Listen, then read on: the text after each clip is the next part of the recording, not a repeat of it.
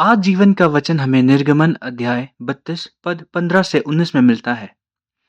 निर्गमन 32 का 15 कहता है, तब मूसा पर्वत से नीचे उतरा। मूसा के पास आदेश वाले दो समतल पत्थर थे। ये आदेश पत्थर के सामने तथा पीछे दोनों तरफ लिखे हुए थे। परमेश्वर ने स्वयं उन पत्थरों को बनाया और परमेश्वर ने स्वयं उन आदेशों को उन पत्थरों पर लिखा था। जब वे पर्वत से उतर रहे थे, यहोश यहोशू ने लोगों का उन्मत्त शोर सुना। यहोशू ने मूसा से कहा, नीचे पड़ाव में युद्ध की तरह का शोर है। मूसा ने उत्तर दिया, यह सेना का विजय के लिए शोर नहीं है। यह हार से चिल्लाने वाली सेना का शोर भी नहीं है। मैं जो आवाज सुन रहा हूं वह संगीत की है। जब मूसा डेरे के समीप आया तो उसने सोने के बछड़े और गाते हुए लोगों को देखा। मूसा बहुत क्रोधित हो गया और उसने उन विशेष पत्थरों को जमीन पर फेंक दिया।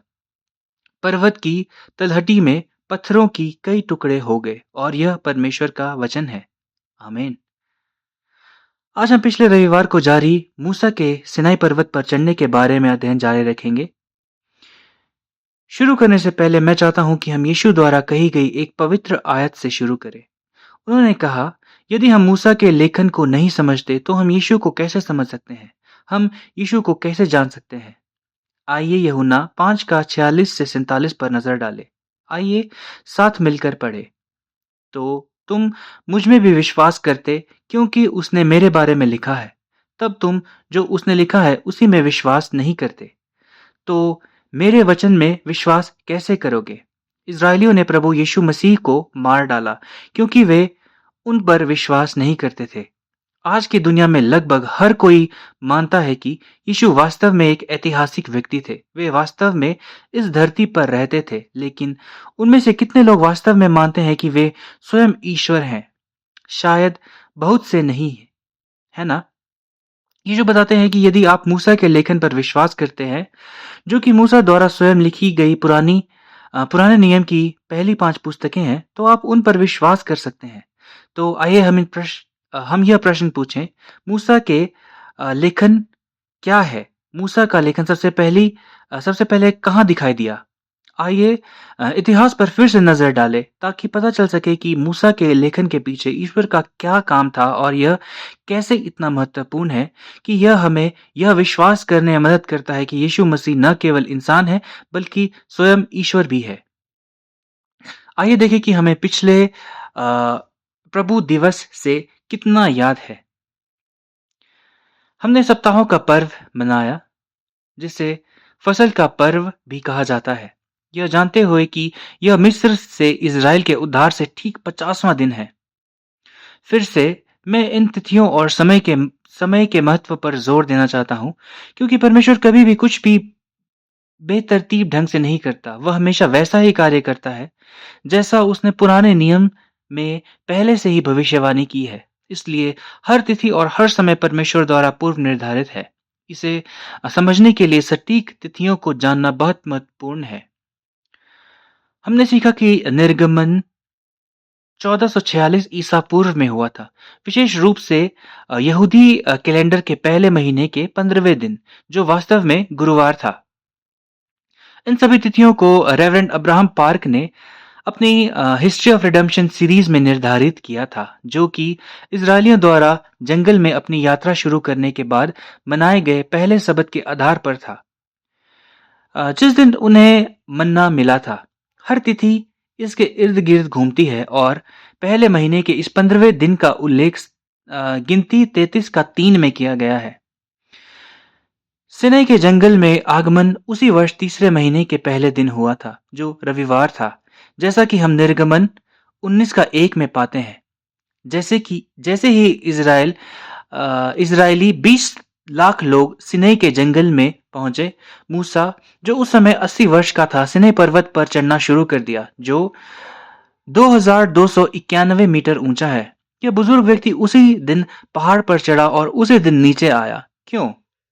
ताकि परमेश्वर और इजरायलियों के बीच एक वाचा बांधी जा सके। कुल 8 आरोहण हुए, जिन्हें विश्व इतिहास में पहली बार व्यवस्थित रूप से प्रस्तुत किया गया। आइए पहले, दूसरे और तीसरे आरोहण को देखें। उसके बाद चौथे, पांचवें, छठे, सातवें और आठवें आरोहण को देखें। यहाँ तिथियां हैं।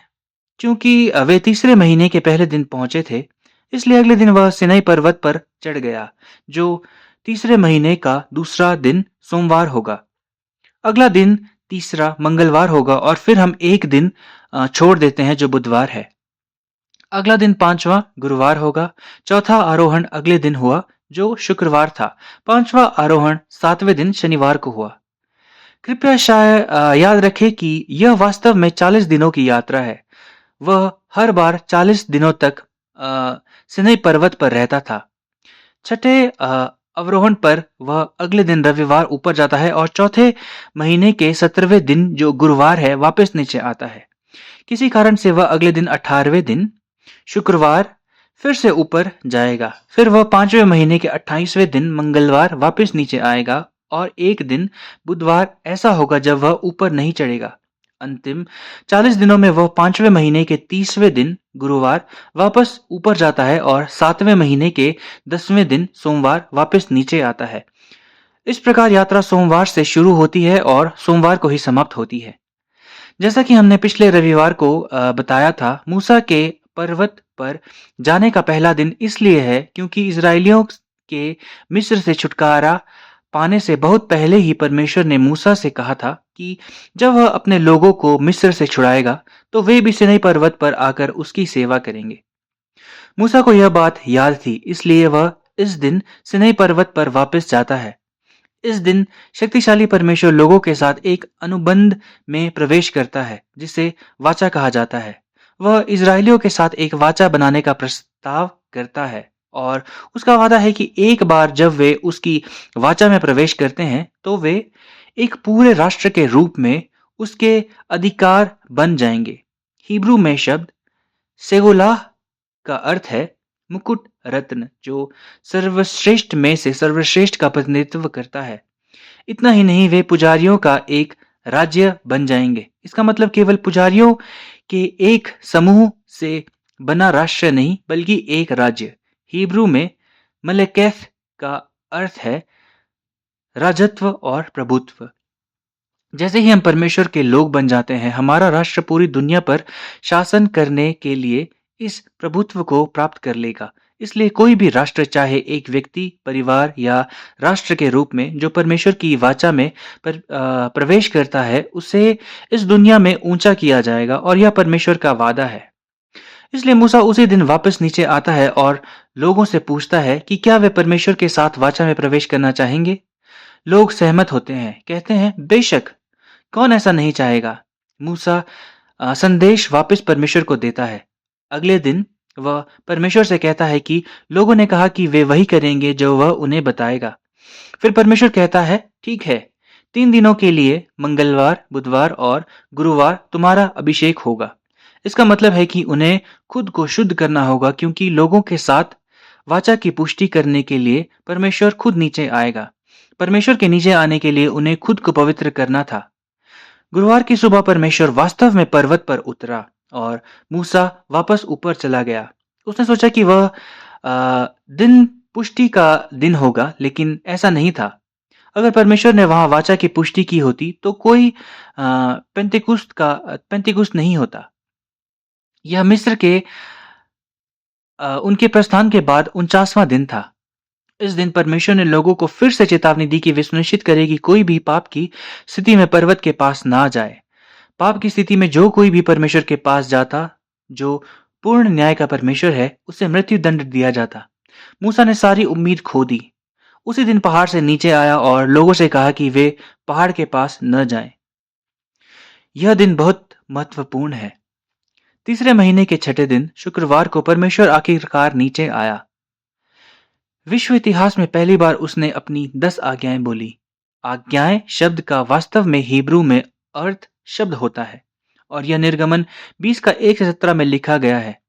जब परमेश्वर नीचे आता है और इजरायलियों को अपने 10 आज्ञाएं देता है, तो यह ठीक 50वां दिन होता है, क्योंकि उन्हें 16वें दिन से शुरुआत की थी, जिस दिन वे मिस्र से बाहर आए थे। यह घटना ठीक उसी दिन हुई जिस दिन उन्होंने फसह के मेमने को मारा था, जिस तरह वे मिस्र की भूमि से बाहर आए थे, जिस तरह वे सिनाई पर्वत पर पहुंचे थे और जिस तरह वे मूसा सिनाई पर्वत पर गया था।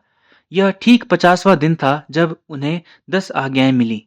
इससे यह भी पता चलता है कि यीशु को कैसे सूली पर चढ़ाया गया और कैसे उनका पुनरुत्थान हुआ और उनके पुनरुत्थान के 50 दिन बाद शिष्यों ने पेंटेकुस्त के दिन पवित्र आत्मा प्राप्त की। यहाँ तक कि पेंटेकुस्त का दिन भी अचानक नहीं आया, यह बहुत पहले से ही परमेश्वर द्वारा निर्धारित किया गया था। जैसे कि हम बाइबल में देखते हैं, जब परमेश्वर बोलता है तो जीवित परमेश्वर पापियों के एक समूह को वचन बोलता है।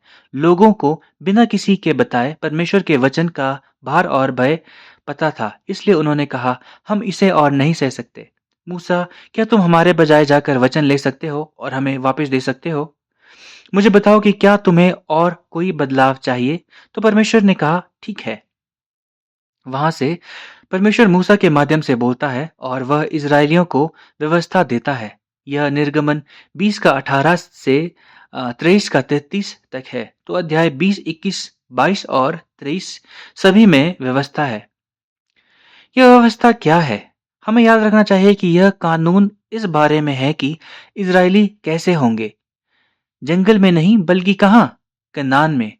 हम सभी जानते हैं कि कनान हमारे आध्यात्मिक कनान का प्रतिनिधित्व करता है, जो कि है स्वर्ग, है ना?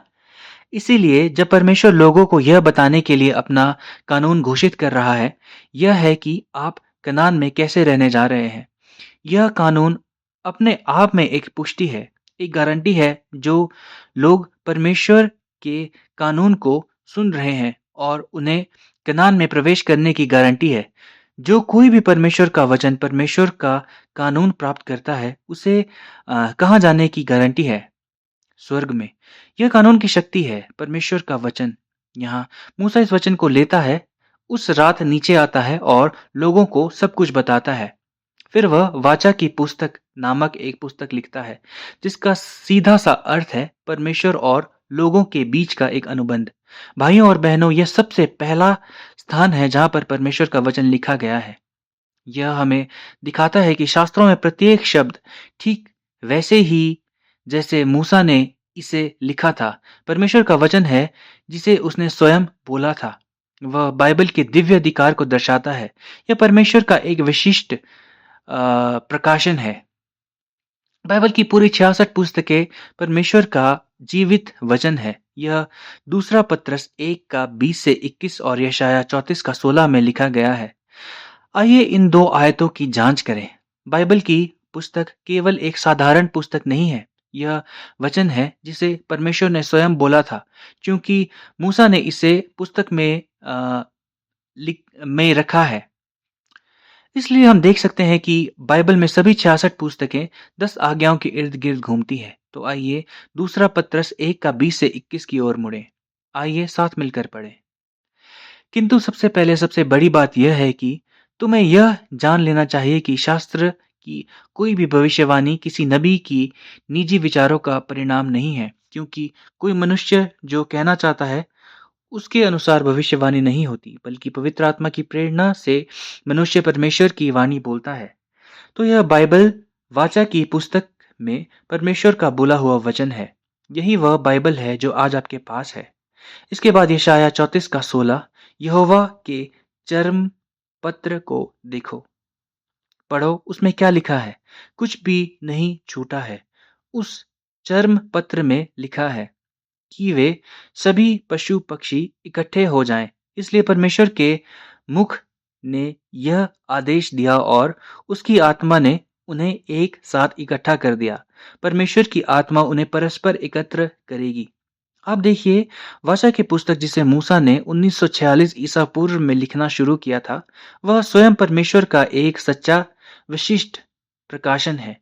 इसके बाद अगली सुबह एक समारोह होगा जब आपके पास कोई अनुबंध होता है और आमतौर पर वह एक तरह का समारोह होता है, इसलिए आप इसे वाचा समारोह कह सकते हैं। यह निर्गमन 24 का 3 से 4 और 7 से 8 में पाया जाता है। निर्गमन 24 का 8 में वाचा समारोह के दौरान तब मूसा ने खून को लिया और उसे लोगों पर छिड़का। उसने कहा, यह खून बताता है कि यहोवा ने तुम्हारे साथ विशेष साक्षी पत्र स्थापित किया।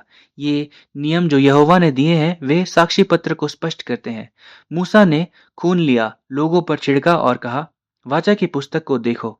आप खून के बिना परमेश्वर के साथ अनुबंध नहीं कर सकते। क्यों? क्योंकि हम पापी हैं और जीवन खून में है। लेकिन यहाँ मूसा खून पर जोर नहीं दे रहा है। हाँ, खून ज़रूरी है, लेकिन वह वाचा को देखने के लिए कहता है। खून केवल वास्तविक वाचा का संकेत है। वास्तविक चीज़ क्या है? सामग्री ही, खून नहीं। खून केवल यह संकेत है, सामग्री की वाचा है। ध्यान दें कि हम इस वाचा से बंधे हैं। अभी हमारे और परमेश्वर के बीच एक बंधन है और इसके संकेत के रूप में खून है। इसलिए केवल खून ही वह नहीं है जो काम करता है। तो सार क्या है? वाचा जिसमें परमेश्वर का जीवन वचन है, हम कहते हैं कि यह खून जीवन है। यह लेवी व्यवस्था 17 का 11 और 14 में लिखा है, जो हमें बताता है कि जीवन खून में निहित है। जब लोगों पर और वाचा की पुस्तक पर भी जीवन का चिन्ह छिड़का जाता है, जैसा कि हम इब्रानियों 9 में देखते हैं, तो परमेश्वर क्या कह रहा है? यह बंधन जो मेरा तुम्हारे साथ है, मैं इस बंधन को बनाए रखने के लिए अपना जीवन लगा दूंगा। यदि यह टूट गया तो जीवन खो गया। वाचा समारोह के बाद कुछ और होता है।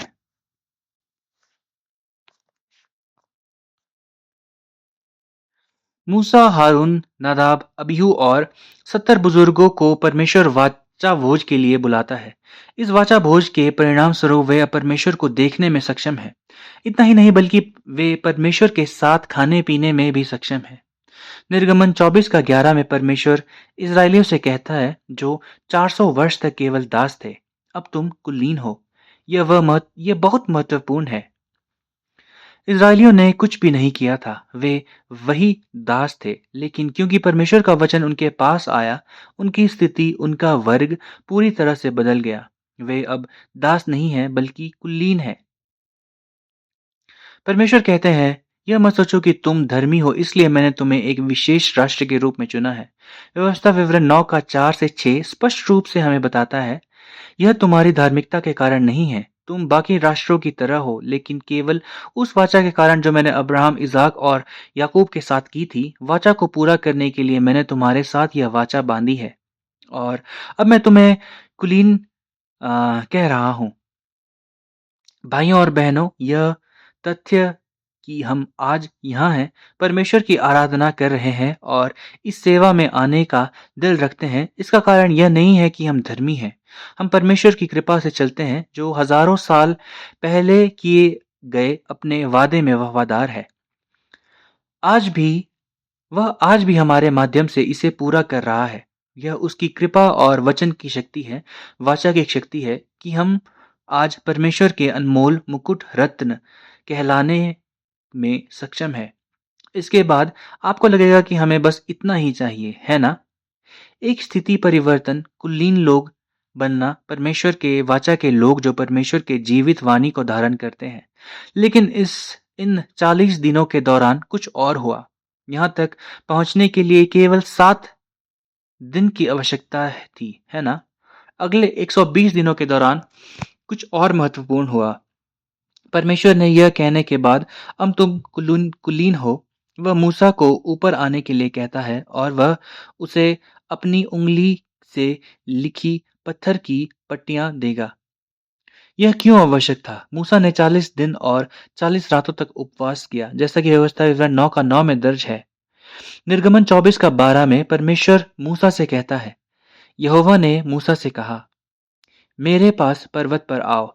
मैंने अपने उपदेशों और आदेशों को 2 समतल पत्थरों पर लिखा है। ये उपदेश लोगों के लिए हैं। मैं इन समतल पत्थरों को तुम्हें दूंगा। यहाँ निर्देश शब्द हिब्रू में यारा है, जिसका अर्थ है शिक्षण। परमेश्वर मूसा को ये पत्थर की पट्टियां देने में 40 दिन लेगा, ताकि लोगों की आज्ञाएं और कानून लोगों को आज्ञाएं और कानून सिखाया जा सके। इसलिए हम परमेश्वर के वचन को सीखते हैं। तो शिक्षण वह क्या सिखाता है? उपवास के इन 40 दिनों में क्या होता है? परमेश्वर तंबू दिखाता है। वह वास्तव में अध्याय 25 से 31 तक है। यह सब परमेश्वर के तंबू के बारे में है। तंबू क्या है? तंबू वास्तव में परमेश्वर का घर है ना? जो तब परमेश्वर अपने घर को बनाने का खाका देने की कोशिश कर रहा है। तो इसका मतलब है कि परमेश्वर किसके साथ रहना चाहता है? परमेश्वर इज़राइल के लोगों के साथ रहना चाहता है। तो यहाँ परमेश्वर सिनाई पर्वत की चोटी पर मूसा से बात कर रहा है। इस बारे में बात कर रहा है कि वह इमानुएल के वादे को कैसे पूरा करने जा रहा है और अनुमान लगाइए कि पहाड़ की तलहटी में क्या हो रहा है। पहाड़ की तलहटी में वही स्थान जहां यह वाचा समारोह हो रहा था, क्या हो रहा है? जबकि स्वर्गीय परमेश्वर और परमेश्वर के आदमी के बीच एक बड़ा शिखर सम्मेलन है। इमानुएल के बारे में बात करते हुए पहाड़ के नीचे लोग सोने का बछड़ा बना रहे हैं। यह निर्गमन अध्याय 32 में है। क्या आप जानते हैं कि लोगों ने क्या कहा? प्रेरितों के काम 7 का 39 से 40 में ठीक वही दर्शाया गया है जो मूसा की अनुपस्थिति के इन 40 दिनों के दौरान इजरायलियों के मन में चल रहा था। आइए प्रेरितों के काम 7 का 39 से 40 की ओर मुड़े। डीकन स्टीवन इस बारे में बात करते हैं। वह कहते हैं हमारे पूर्वज आज्ञाकारी होने के लिए तैयार नहीं थे और उन्होंने उनका खंडन किया। खंडन का मतलब है निंदा के साथ किसी को अस्वीकार करना, है ना? और अपने दिलों में वे पहले से ही मिस्र की ओर लौट आए थे।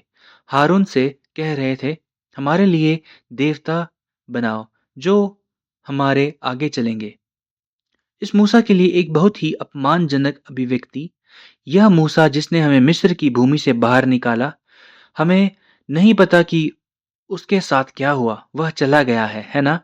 तो मूसा की प्रत्यक्ष उपस्थिति की अनुपस्थिति में इजरायलियों की स्थिति खराब हो गई।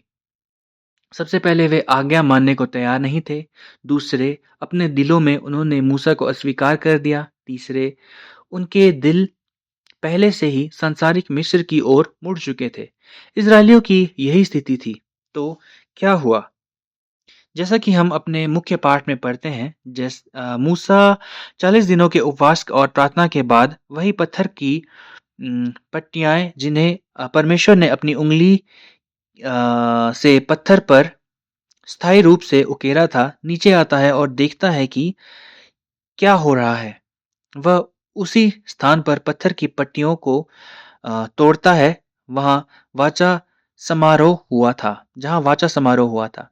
क्या वह केवल इसलिए था कि क्योंकि मूसा क्रोधित था? नहीं। नीचे आने से पहले निर्गमन 32 में वह परमेश्वर से विनती करता है। परमेश्वर पहले से ही जानता था। परमेश्वर ने मूसा से कहा, नीचे जाओ, देखो तुम्हारे लोग क्या कर रहे हैं। वे अब मेरे लोग नहीं हैं। परमेश्वर कहता है, तेरे लोग जिन्हें तूने बाहर निकाला। अब परमेश्वर यह नहीं कह रहा है, मैं ही हूँ जिसने उन्हें बनाया है ना? उसने लोगों को उनकी मूर्ति पूजा के कारण पहले ही अस्वीकार कर दिया था। यहाँ तक कि कुछ दिन पहले परमेश्वर के 10 वचनों के बारे में सुनने के बाद भी परमेश्वर ने लोगों को छोड़ दिया था, लेकिन मूसा ने नहीं। तो क्या मूसा अचानक क्रोधित हो जाने के कारण पत्थर की पट्टियों को तोड़ देगा? नहीं। पत्थर की पट्टियां क्या क्या पहचानती हैं? अनुबंध। यह अनुबंध शून्य है। यह अनुबंध का वास्तविक साक्ष्य और मौजूद नहीं है। तो अनुबंध अब मौजूद नहीं है, इसलिए लोग अब समझौते के उल्लंघन के अधीन नहीं है ना? हम कैसे आश्वस्त हो सकते हैं कि डीकन स्टीवन ने इजरायलियों के बारे में जो दर्शाया है वह आज हमारे दिलों की स्थिति नहीं है? अगले दिन मूसा क्या करता है? परमेश्वर ने यह नहीं कहा मैं लोगों के साथ ठीक रहूंगा। मूसा प्रार्थना करने के लिए सिनाई पर्वत पर वापस जाता है और यह व्यवस्था विवरण 10 का 1 साथ ही व्यवस्था विवरण 9 का 25 से 29 में पाया जाता है। यह आयत इतनी महत्वपूर्ण है क्योंकि यदि इसकी सटीक व्याख्या नहीं की गई होती तो हम सिनाई पर्वत पर मूसा के दिनों की सटीक समय रेखा नहीं जान पाते। आज भी यहूदी लोगों के पास घटनाओं का सटीक क्रम नहीं है। हर आयत को खंगालना और यह जानना वाकई मुश्किल है कि यह कब हुआ। क्या मूसा पहाड़ पर था या नीचे? व्यवस्था विवरण 9 का 25 से 29 हमें सटीक रूप से बताता है कि मूसा सिनाई पर्वत पर गया और लोगों के लिए मध्यस्थता की। आइए उसकी प्रार्थना पर ध्यान दें। इसलिए मैं 40 दिन और 40 रात यहोवा के सामने झुका रहा। क्यों? क्योंकि यहोवा ने कहा कि वह तुम्हें नष्ट करेगा। मैंने यहोवा से प्रार्थना की। मैंने कहा, यहोवा मेरे स्वामी, अपने लोगों को नष्ट ना कर, वे तेरे अपने हैं। तूने अपनी बड़ी शक्ति और दृढ़ता से उन्हें स्वतंत्र किया और मिस्र से लाया। तू अपने सेवक इब्राहिम, इसहाक और याकूब को दी गई अपनी प्रतिज्ञा को याद कर। तू यह भूल जा कि ये लोग कितने हठीले हैं। तू उनके बुरे ढंग और पाप को न देख। मूसा इस तरह प्रार्थना करने के बाद 40 दिन बाद नीचे आता है। परमेश्वर फिर भी कहता है, मैं तुम्हें नष्ट नहीं करूंगा, लेकिन मैं तुम्हारे साथ कनान नहीं जाऊंगा। तुम अकेले ही जाओगे। भाइयों और बहनों, व्यवस्था विवरण 9 का 25 से 29 दिखाता है कि कोई अभी भी आपके लिए प्रार्थना कर रहा है। परमेश्वर से विनती करते हुए यह कह रहा है, कृपया उनके हठ या कठोर हृदय या दुष्टता को न देखें, बल्कि अपनी वाचा को याद रखें। आपके लिए कौन प्रार्थना कर रहा है? रोमियो 8 का 33 से 34 कहता है, परमेश्वर के चुने हुए लोगों पर ऐसा कौन है जो दोष लगाएगा? वह परमेश्वर ही है जो उन्हें निर्दोष ठहराता है। ऐसा कौन है जो दोषी ठहराएगा? मसीह यीशु वह है जो मर गया, और इससे भी अधिक महत्वपूर्ण यह है कि उसे फिर जिलाया गया, जो परमेश्वर के दाहिने ओर बैठा है और हमारी ओर से विनती भी करता है। आज भी यीशु हमारे लिए मध्यस्थता कर रहे हैं। यही एकमात्र कारण है कि हम परमेश्वर के क्रोध के अधीन नहीं हैं। याद रखें, चाहे कुछ भी हो, कोई ना कोई आपके लिए प्रार्थना कर रहा है। यदि परमेश्वर के जन मूसा ने इतना कुछ किया, तो हमारे प्रभु यीशु मसीह हमारे लिए कितना अधिक मध्यस्थता कर रहे हैं। इसलिए मूसा नीचे आता है और लोगों से कहता है, परमेश्वर ने कहा कि वह हमें नष्ट नहीं करेगा, लेकिन उसने कहा कि हम खुद कनान चले जाएं। तब लोगों को एहसास हुआ कि उनका पाप कितना गंभीर था, और उन्होंने अभी सभी आभूषण उतार दिए। वे वास्तव में एक पश्चाताप करने लगे। इसलिए मूसा ने पहाड़ की तलहटी में एक तंबू बैठक की और परमेश्वर से मध्यस्थता करनी जारी रखा। वह कहता है, हे परमेश्वर, यदि आप लोगों को क्षमा नहीं करने जा रहे हैं, तो बस मेरा नाम मिटा दें। उसने अपने जीवन का आदान प्रदान किया ताकि वाचा लोगों के साथ बनी रहे। अंत में परमेश्वर मूसा की प्रार्थना के आगे झुकते हुए कहता है, ठीक है, मैं तुम्हारे लोगों को नष्ट नहीं करूंगा और मैं तुम्हें कनान ले जाऊंगा। अब जब यह तय हो गया है, तो मूसा को अपने लिए पत्थर की पट्टियां काटने के लिए कहा जाता है। पहले परमेश्वर ने पत्थर की पट्टियां बनाई थी, लेकिन इस बार मूसा को उन्हें खुद ही काटना पड़ा। क्या आप कल्पना कर सकते हैं, उन दिनों में बिना तीखे औजारों के मूसा ने पत्थर की पट्टियों को कैसे सपाट और समतल बनाया होगा? मूसा ने उन पत्थर की पट्टियों को बनाने में बहुत कष्ट सहे होंगे। क्या आपको आश्चर्य नहीं होता कि परमेश्वर पत्थर की पट्टियों से इतने अधिक प्रभावित क्यों है? वह मूसा को 40 दिन और उपवास करने के लिए कहते हैं। यह निर्गमन 34 का 28 में पाया जाता है। तो यहाँ पर पत्थर की पट्टियां नष्ट हो जाती है ना? तो फिर से पत्थर की पट्टियों को का दूसरा सेट बनाया जाता है, और यह निर्गमन 34 का 1 से 4 में पाया जाता है।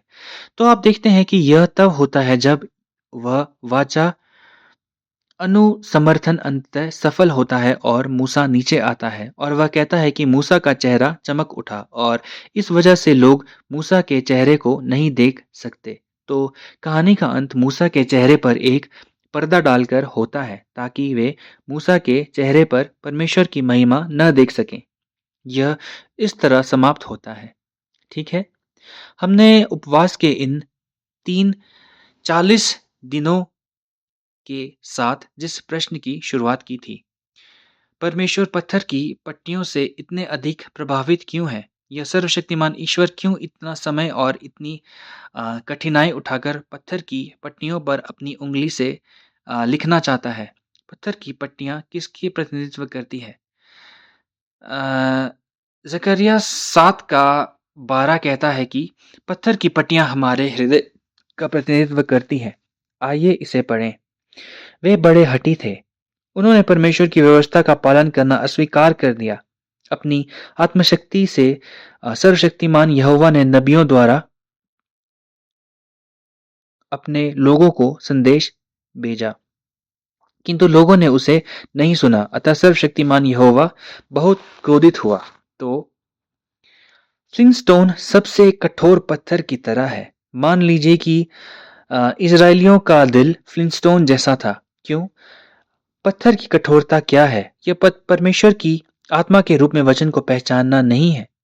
ज़करिया 7:2 के आधार पर यह कहता है कि हृदय को पहचानना नहीं है।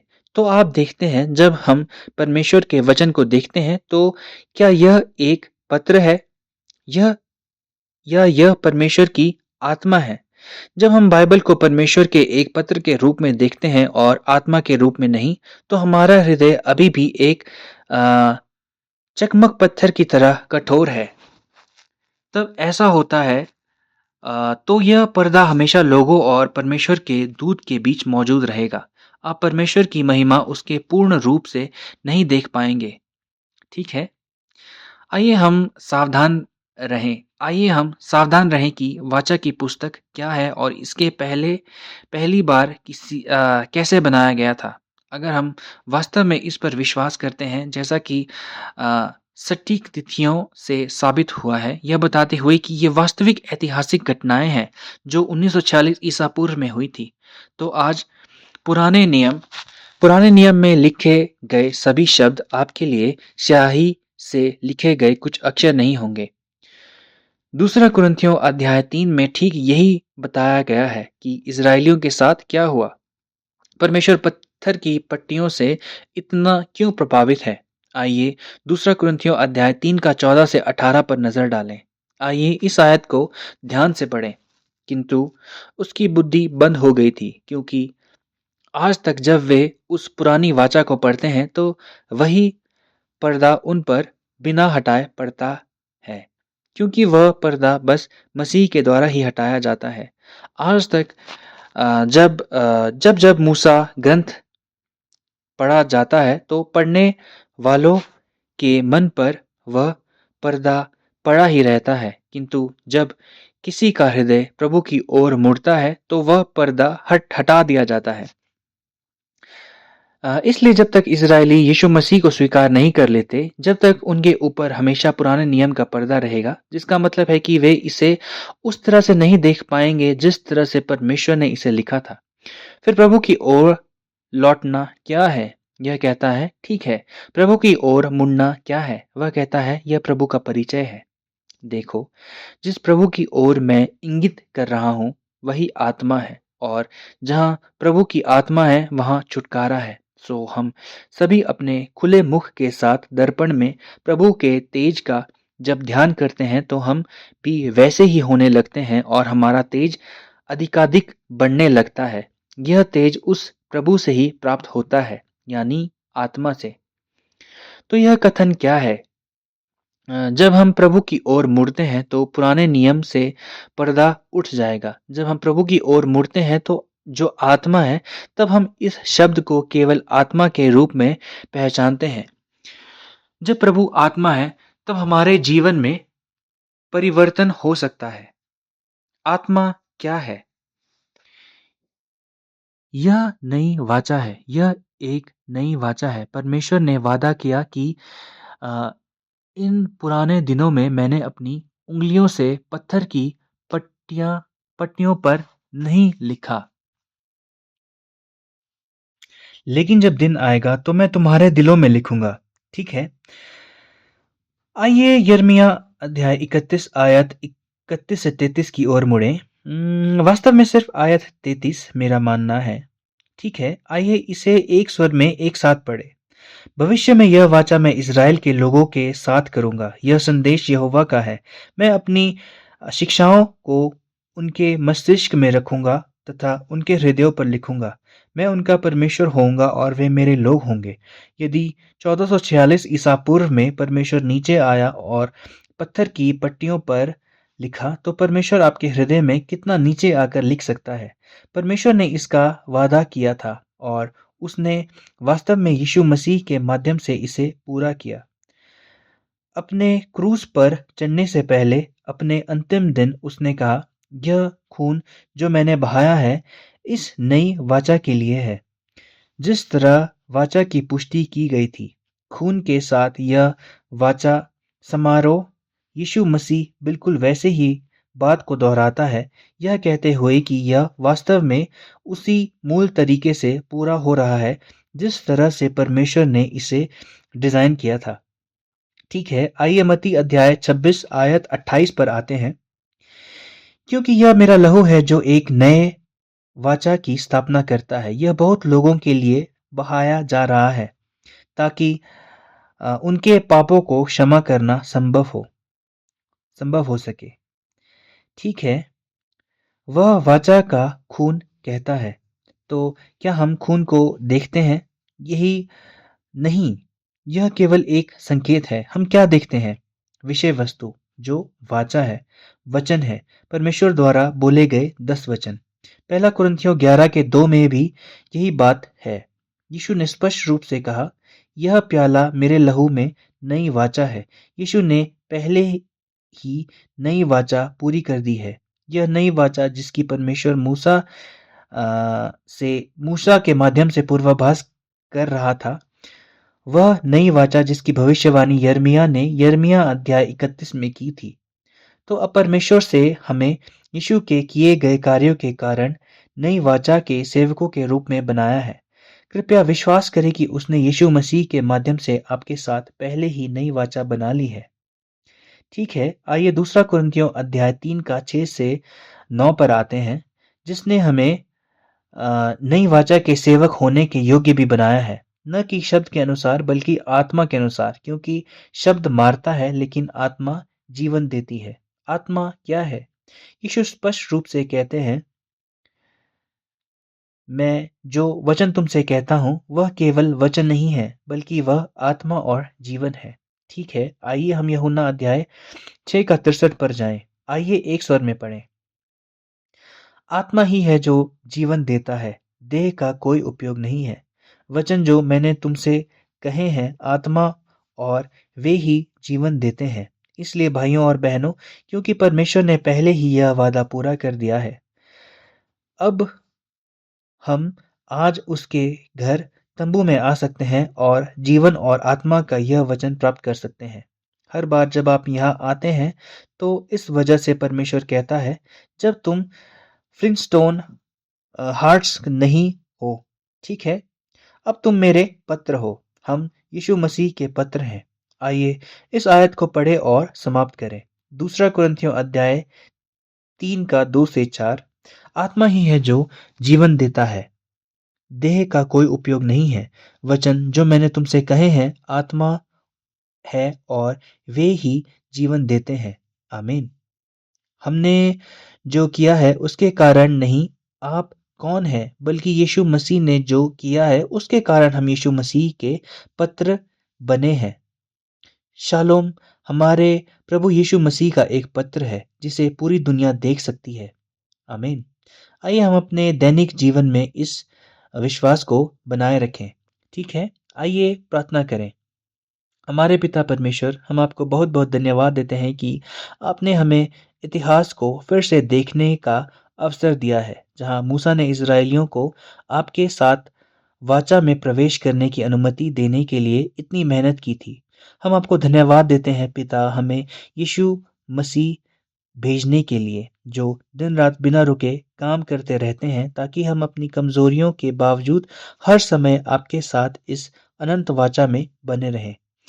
कई तरीकों से पिता हम प्रार्थना करते हैं कि आप हमारे दिलों को आशीर्वाद दें, कि हमारा दिल आज्ञा मानने के लिए अनिच्छुक दिल न बने, बल्कि एक इच्छुक दिल बने जो हमारे प्रभु यीशु मसीह को दिल से स्वीकार करे और हमेशा आपके वचन में आनंदित हो। हमें वास्तव में स्वेच्छा से आज्ञा पालन करने में मदद करें, इसलिए नहीं कि कोई हमें कुछ करने के लिए कह रहा है या यह सोच रहा है कि हमें धर्मी बनने के लिए कुछ करना है, लेकिन पिता आपने हमें पहले ही धर्मी बना दिया है, क्योंकि आपने हमें अपना वचन दिया है। अब हमें आपके वचन पर भरोसा करने और आपके वचन का पालन करने में मदद करें, पिता, ताकि हम आध्यात्मिक कनान, सच्चे स्वर्ग में, पृथ्वी पर जैसा आपने वादा किया था, जीवन जीने में सक्षम हो। हम आपको इस धन्य समय के लिए फिर से धन्यवाद देते हैं। यीशु के नाम से हम प्रार्थना करते हैं। आमीन।